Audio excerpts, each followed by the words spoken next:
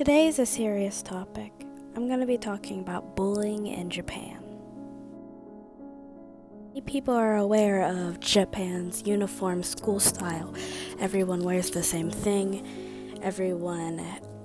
There isn't much expression. But if there is one person that stands out, they're usually the victim of bullying. Bullying is extreme in many countries, but Japan's bullying is unique. It's usually cruel or psychological, having a darker meaning and ignored by the teachers.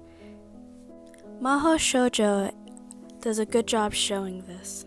From when she gets to school finding tacks in her locker, glue on her desk, and one of the most common things in bullying is insults written by her classmates on her desk. Even pushing her head down into the toilet, almost as if trying to drown her. Another form of bullying is finding a flower vase on your desk when you're still alive. Flower vases are usually put on students who pass desks, so this is basically the students saying they want you to die. As if this wasn't humiliating enough, the bullies usually made the victims eat dead bees and even forced the team to perform shoplifting tasks and rehearse his death, sometimes even trying to force them to go on a date or flirt with an older man. Bullying mostly happens in the homeroom, as the teacher usually ignores it. There are some cases of them just sitting back as the student is beaten or bullied, and in one case, a girl who defended a bullied student ended up beaten.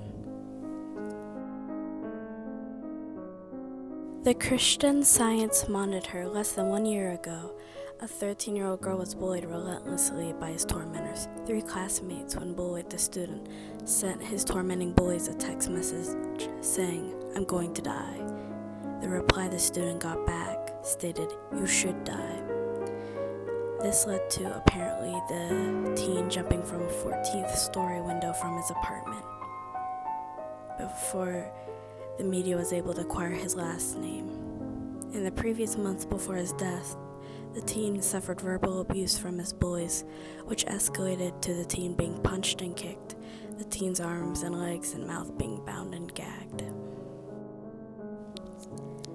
From the article This is Japanese Life, Japan Ijimin Bullies, it quotes, "It was only 2 months before I was leaving Japan when I saw firsthand otherwise sweet kids turn into stomach-churning brutes, revealing an hilarity of harassing a fellow student. The target they had decided was not intelligent, so that during group work they would speak to him in that slurred, tongue-heavy way used to mock kids with Down syndrome.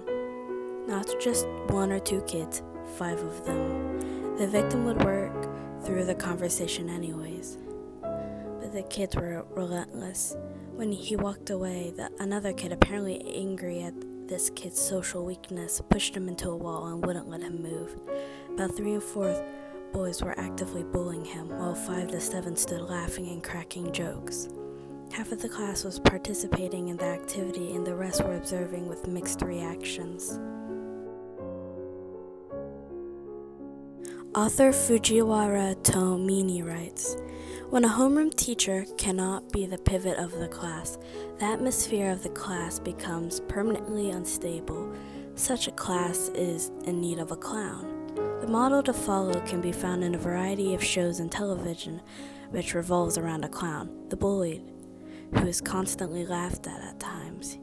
He/she screams at being poked and pushed. The class follows the same power dynamics to read the vibes, meaning to grasp inadvertently at the role to be played by each individual, to select a victim and to direct the whole scene.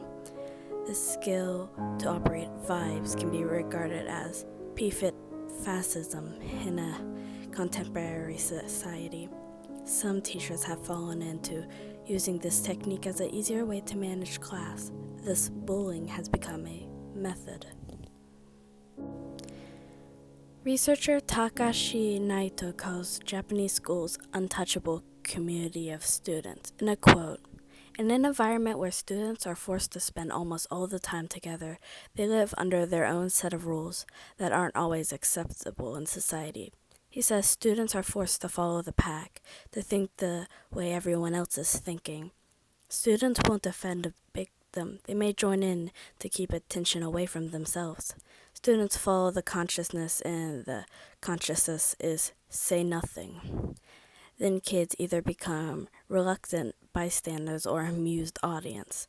Audience and bystanders are the social witnesses that make the victim feel isolated and alone. They amplify the demeaning nature of the attacks, even the bystanders who don't join in.